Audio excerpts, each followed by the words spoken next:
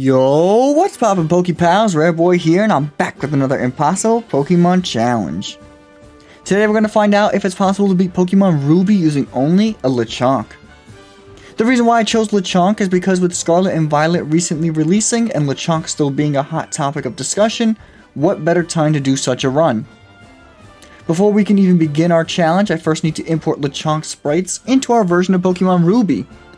Once the sprites are in the game, I then need to edit the game's internal data, so this once empty data now functions exactly like a Lechonk would. I code in its typing, base stats, and other essentials to turn this once empty data into a functioning Lechonk. As you can see, we have a very limited moveset, but blame Game Freak for that one, not Lechonk. Now that Lechonk is in our game, let's review the rules of today's run. The first rule is that I'm only allowed to use Lechonk in battle. We are allowed to capture other Pokemon for HM usage, but they cannot assist Lechonk by any other means. The second rule is that I'm not allowed to use items in battle. Held items such as leftovers are okay, but items such as X items or Hyper Potions are banned until the battle has ended. And finally, no glitches or exploits will be used to complete this game. It's just a normal playthrough of Pokemon Ruby, but with a Lechonk. With the rules explained and our Lechonk in game, let's jump into some gameplay. The first thing that I do is pick up our Lechonk for Professor Birch's bag. For this run, I replace Trico so our rival takes Torchic for even more of a challenge. I nickname our little pig Piggles because it's a cute name for a cute pig. I take a look at her stats and she has a naughty nature, which means more attack but less special defense, and I'm happy with that. With Piggles now on the team, it's time to conquer the Hoenn region. Just shy of level 16, I took on Roxanne, and thanks to Piggles gaining access to the move Bullet Seed via TM, just outside of the city, we were able to handle Geodude nicely, taking no damage in the process. Nosepass was a little troublesome as it isn't quad weak to Bullet Seed, so I start putting my attack EVs to use and go to town with Mud Shots. They don't do much until eventually we landed a crit and take Nosepass out while only taking a Rock Throw in the process. That went a lot smoother than I was anticipating. At level 17, I did a test run against Brawly, just to see how many more levels I need, and I gotta say, we did fairly well. We still didn't win, but it wasn't a slaughter like I thought it would be. We'll learn a better stab move soon, and I'll come back after we do. At level 22, I tried this fight again, and it was an absolute joke. With the higher attack stat and a better stab move in Headbutt, we one-shot both of Brawly's Pokemon. The Brendan fight, on the other hand, was complete BS. His Wailmer went down without an issue, but now he has a Combuskin who uses Focus Energy on the turn we went underground, and then when we left him on a sliver of health, he landed 2 crit double kicks to take us out. A few more levels should be enough to OHKO that nasty chicken. At level 30, I tried this fight again, and this time we can not only OHKO Combuskin, but we can also outspeed it for a total sweep. Moving right along then. I am so happy we were able to beat Watson on our first attempt. I got really nervous when his Voltorb paralyzed us off the rip with Spark, but thankfully Piggles bust through both turns of paralysis to land the dig we needed to OHKO Magneton. Way to go, Piggles! So, I tried going straight for Maxie after learning our strongest move Double Edge, which is a double-edged sword, no pun intended.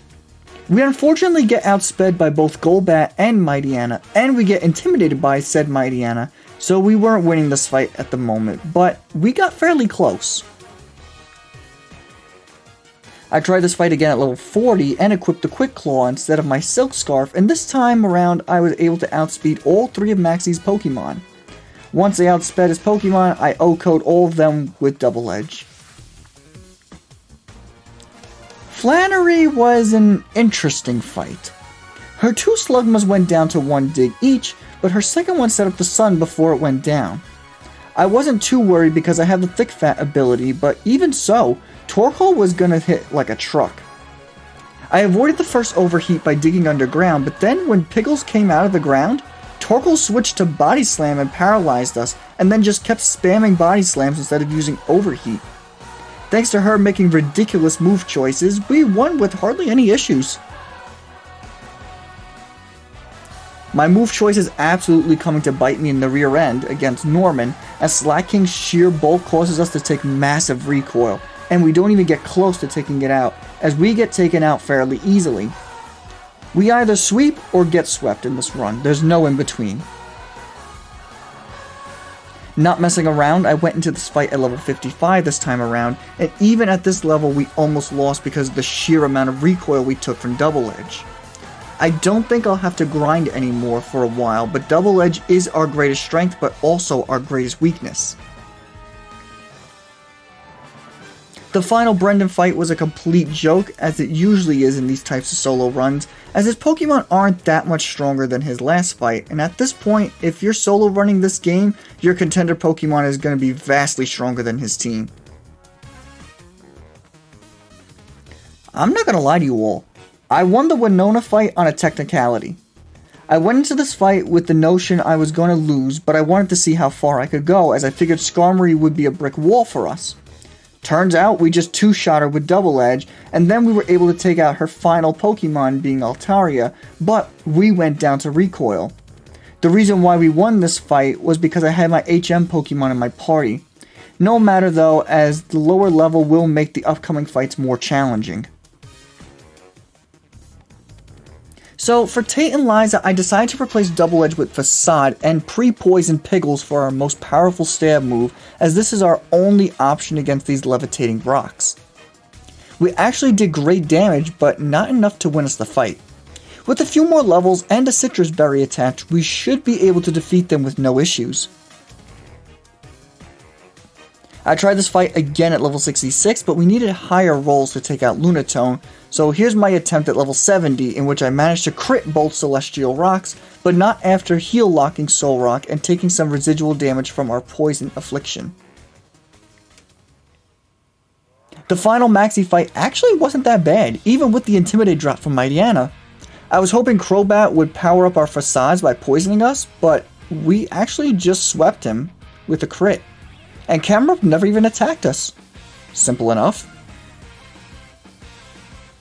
We were mopping the floor with Wallace's team, avoiding Sweet Kisses and not getting hit by Wishcash, but then Milotic came in. We got confused off of her first Water Pulse, and because of our attack stat being so much higher than our defense, we dealt massive damage to ourselves. I prepared for this scenario thankfully as I yawned Milotic turn 1, which allowed us to have enough HP to withstand the endgame of this fight. Talk about a close call victory. The Ace trainers preceding Wally were actually harder than Wally himself. I must have blacked out about 4 times before I even got to see Wally, only for you all to be disappointed by this fight once again. I decided to make the plunge before getting into the Elite Four because, I mean, just look at these stats. The attack and HP aren't terrible, but they aren't great either. On top of that, our moveset is really limited this run, as we have no coverage against Phoebe, like, at all. It'll be surprising even if we get to see Drake in this run. I preemptively poisoned Piggles like I did for Tate and Liza, and let's see how that fares. I'm not too optimistic about this endgame, but we've come this far, so we gotta give it a shot. Never mind Phoebe, we straight up lost to Sydney. We got outsped by Sharpedo, who managed to confuse us with Swagger, and between hitting ourselves in confusion and poison damage, we went down fairly quickly after Sharpedo hit the field. Call me crazy, but if Sharpedo wants to Swagger us, let's go in not poisoned and see how that goes. Well, my plan goes off without a hitch, as we indeed get swaggered once again by Sharpedo, and we don't hit ourselves in confusion for a clean sweep. Now it's time for the real threat of the run. Oh boy, this fight is going to be an issue. There's something else I forgot to factor in when prepping for this fight. Both Dusclops have the ability Pressure, which means our only effective move in Dig loses PP fairly quickly. We were doing okay with Thief, but because it's special in this generation, we would have eventually ran out of PP on that move as well. I have one final trick up my sleeve though, so don't go anywhere just yet. This was a much better attempt, but Bayonet unfortunately poisoned us with Toxic, which is what brought us down. This fight is going to come down to nothing more than some good old-fashioned RNG, as a ton of factors need to fall into play in order for us to even see her final Dusclops. Well, it took quite a few attempts, but we absolutely lucked out on this last attempt against Phoebe. We didn't get confused or cursed by her lead Dusclops. We got high rolls on both Bayonets for one-shots. Sableye wasn't much of an issue, and then, to top it all off, we crit her Ace Dusclops for a one-shot after she fully healed it for a not-so-smooth but oh-so-satisfying victory. Our next hurdle is going to be Steven, for sure. Glacia is for sure going to be an interesting fight, as even with the Citrus Berry, we don't have the longevity to survive 5 turns of recoil from Double Edge. Looks like I'll have to take out Glalie using Mud Shot and hope he doesn't deal a lot of damage to us. Second time is indeed the charm, as her lead Glalie goes down to Mud Shots while only setting up the Hail. Thanks to the Citrus Berry, we survived our 4th round of recoil from Double Edge on just 19 HP. Drake's Pokemon shouldn't be as bulky, so hopefully we won't have to risk KOing ourselves again. Well, unfortunately, it looks like I jinxed myself, as Shelgon is the real issue in this fight thanks to Rock Tomb. If he manages to lower our speed off the rip, we take too much damage from Altaria and Drake's second Flygon to survive against Salamence, which means I'll have to keep playing until he ultimately misses his Rock Tomb. Well, y'all, I have some very upsetting news. We can't beat Drake. Even if we take out Shelgon without getting hit and getting our speed dropped, we still get outsped by the other 4 members of his team. On top of that, his first Flygon will always go for Sandstorm, which does residual damage, and our only attacking move against his team is Double Edge, which will always put us in KO range for Salamence, even with the aid of a Citrus Berry, which unfortunately means, ladies and gentlemen, the run ends here. Well, Lechonk certainly didn't give Gen 9 a good first representation, but it's always enlightening to lose a solo run because it really goes to show how certain Pokemon just aren't built to be used without the aid of partners. Even if I invested in speed instead of bulk, I highly doubt we would have gotten past Steven with his plethora of resisting rock and steel types. It would have been an absolute nightmare to say the least. Well, hopefully the Paldea region can redeem itself with our next contender. For our next impossible challenge, we're going to find out if we could beat Pokemon Emerald using only a roaming form Gimmighoul. So if you don't want to miss that video, be sure to subscribe and stay tuned. Also, be sure to leave a like on this video if you enjoyed it, and in the comment section, I want to know what your favorite part of today's run was. This has been your boy Rare Boy, and I'll catch you all in the next one. Peace! Red, white, and blue, yeah, I love this place. Excuse me, did you just watch this video? You must have if you made it this far into the video. And yet you haven't liked, commented, shared, or subscribed. The Rare Boy working very hard on these videos. Please do the man a favor.